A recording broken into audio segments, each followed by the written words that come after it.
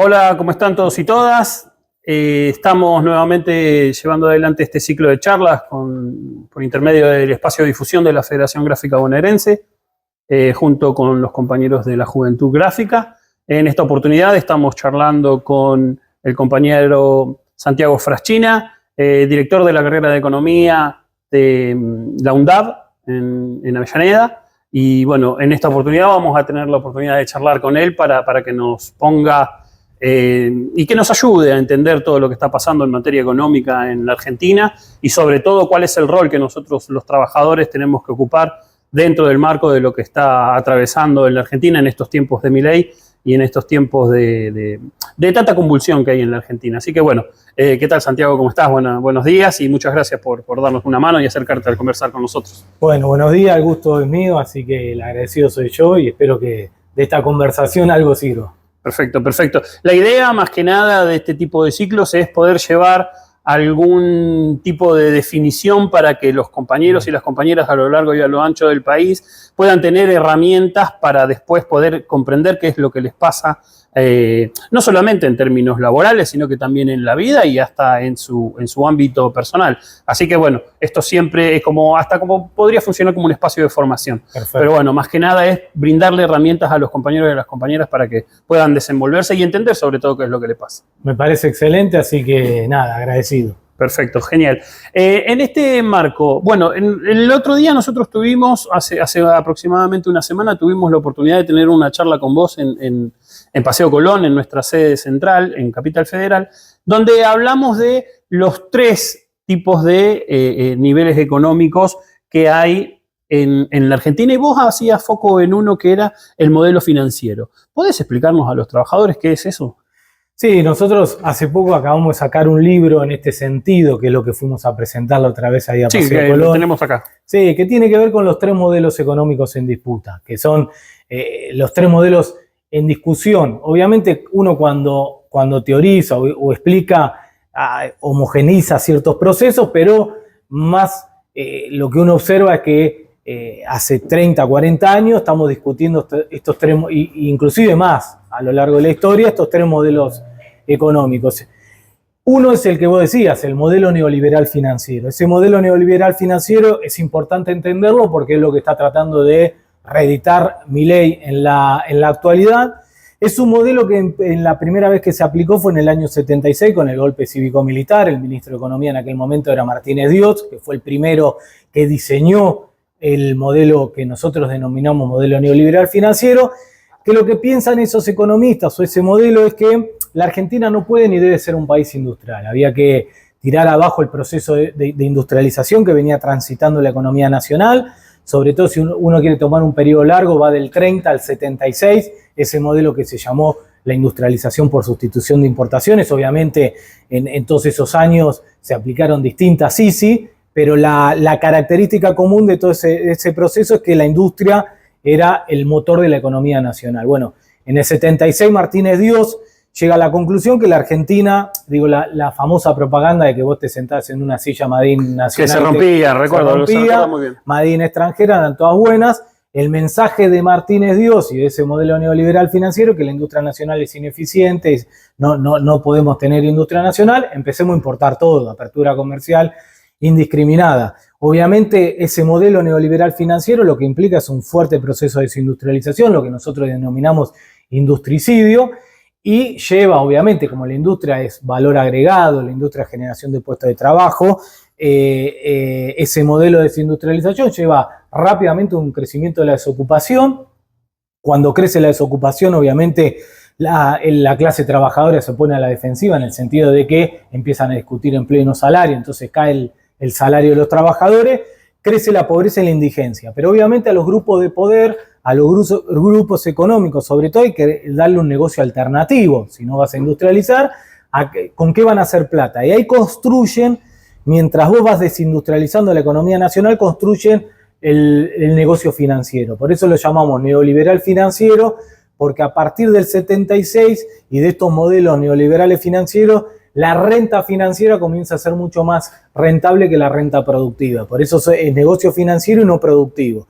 Y diseñan un modelo donde todo ese negocio financiero se sustenta con endeudamiento externo, por eso empieza a crecer en la dictadura militar fuerte la deuda externa, en un momento privada los grupos económicos locales que se endeudaban en el extranjero, pero después inclusive la dictadura en el 82 con Domingo Felipe Cavallo como presidente del Banco Central estatizaron esa deuda. ¿Pero para qué deuda externa? Deuda externa porque necesitan dólares para financiar la fuga de capitales. Entonces son modelos que están atados a endeudamiento externo y fuga de capitales, junto con una desindustrialización de la economía nacional. ¿Hasta cuándo? Hasta que todo explote, porque esos modelos neoliberales financieros generan burbujas financieras que en algún momento, tarde y temprano, terminan explotando, pero en el medio estos grupos económicos, sobre todo locales, generaron un negocio financiero abismal y después cuando explotan las burbujas financieras, lo que tratan de hacer ellos es que lo termine pagando el pueblo argentino. Ese modelo neoliberal financiero existió muy claramente en la dictadura militar, se reeditó en la década del 90, que además de deuda externa en los 90 vos agregaste privatizaciones, entonces también con las privatizaciones vos lograbas traer una cantidad enorme de dólares que también terminaban financiando la fuga de capitales. Vos fíjate que los dos primeros ciclos de neoliberalismo financiero, deuda y fuga de capitales, terminaron en las dos peores crisis de nuestra historia, que fue 89 y 2001. Hace poco Cristina Fernández de Kirchner sacó una carta muy buena que llamó que estamos transitando la tercera crisis de deuda, porque en el 89 fue la primera crisis de deuda, 2001 fue la segunda crisis de deuda y ahora estamos transitando la tercera crisis de deuda que vamos a ver cómo termina, porque esos modelos neoliberales financieros te generan un crecimiento de la deuda externa tan fuerte, reitero, para financiar fuga de capitales, que cuando estallan las burbujas financieras te terminan generando las famosas crisis de deuda. Lo que vos me estás describiendo desde que arrancaste es un plan sistemático, la verdad que bastante claro. Por un lado, la desindustrialización y la pérdida de fuerza, porque estamos hablando de que esto comenzó con la dictadura, en pleno momento en donde los sindicatos tenían una relevancia muy importante dentro de la vida argentina y estaban adquiriendo derechos. Entonces la dictadura empieza a desindustrializar el país para quitarle poder de fuego a los sindicatos y además entra en un proceso de deuda que hasta el día de la fecha lo estamos pagando. Sí, exactamente. Para mí el diagnóstico de Martínez Dios era que había que desperonizar la sociedad argentina, como lo tenía Aramburu, pero Aramburu creía que solamente prohibiendo la liturgia peronista iba a desperonizar la sociedad argentina y la verdad lo que le generó fue un crecimiento exponencial de la resistencia peronista que termina con el retorno de Perón.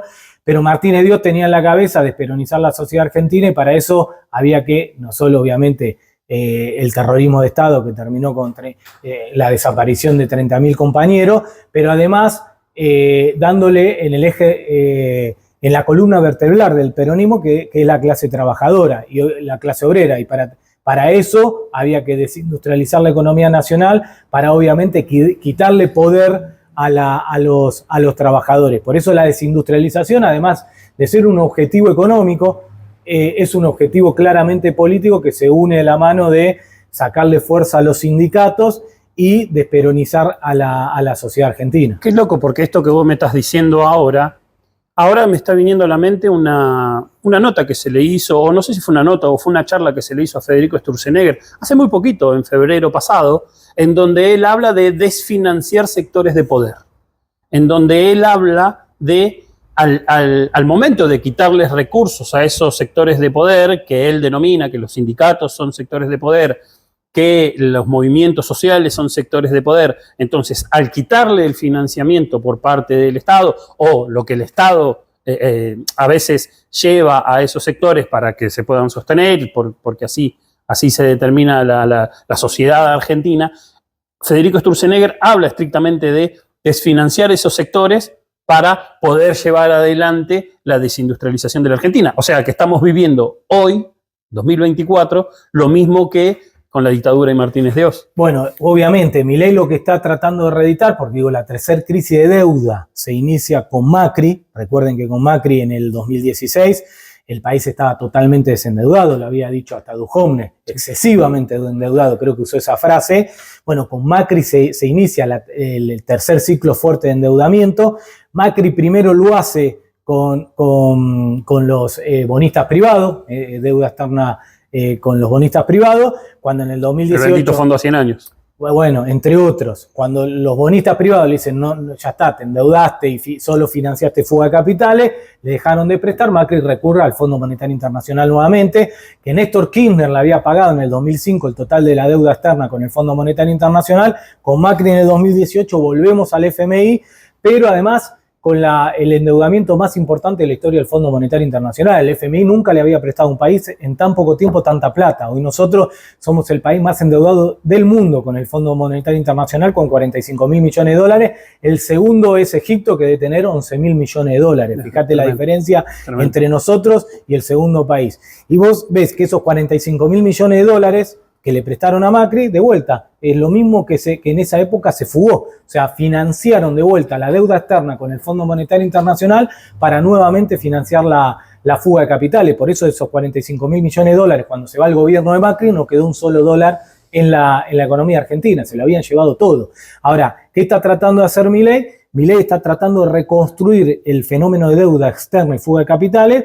El problema que está teniendo Milei, a diferencia de Macri, que como ahora sí la economía está sobreendeudada por el efecto de Macri, no está pudiendo salir al sistema financiero internacional, por eso todavía el riesgo país sigue por arriba de los 1.000 puntos, pero además el Fondo Monetario Internacional ya le prestó 45.000 millones de dólares, no creo que esté abierto a seguirle prestando a la Argentina. Entonces lo que está tratando de hacer Milei es ver de dónde consigue la mayor cantidad de dólares para liberalizar el cepo y a partir de ahí reeditar la fuga de capitales. Inclusive están rascando la olla de sacando el oro de la Argentina con el riesgo que nos pueden embargar el oro para utilizar el oro como garantía para que nos den un nuevo préstamo y ese préstamo poder usarlo para liberalizar el cepo y volver a reeditar la fuga de capitales en la Argentina. Milei sí lo que está haciendo en el medio es, a medida que trata de reeditar la deuda y la fuga, está desindustrializando la economía nacional y obviamente dándole un golpe de vuelta a la clase trabajadora. La desindustrialización además le pega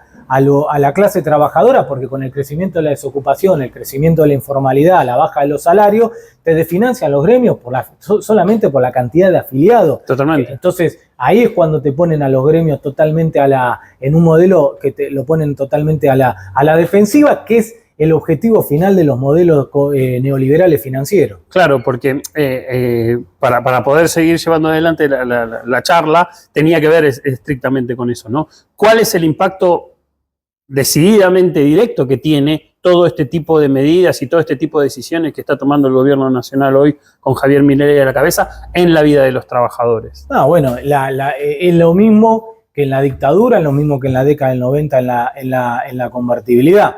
Ya lo estamos viviendo. Nosotros, los modelos neoliberales financieros en poco tiempo te llevan a desocupación de 2 dígitos. Y vos decís, che, ¿es un objetivo no buscado? No, es un efecto deseado. Claro, el objetivo es ese. Exactamente. Quieren desempleo de 2 dígitos. ¿Y por qué quieren desempleo de 2 dígitos? Porque justamente es la forma de pulverizar el poder de los sindicatos y pulverizar los salarios en la Argentina. ¿Para qué? Y bueno, porque en definitiva estos modelos te llevan a una fuerte concentración del ingreso. Entonces siempre los modelos neoliberales financieros implican una transferencia de ingresos de la clase trabajadora a los grupos económicos locales e internacionales.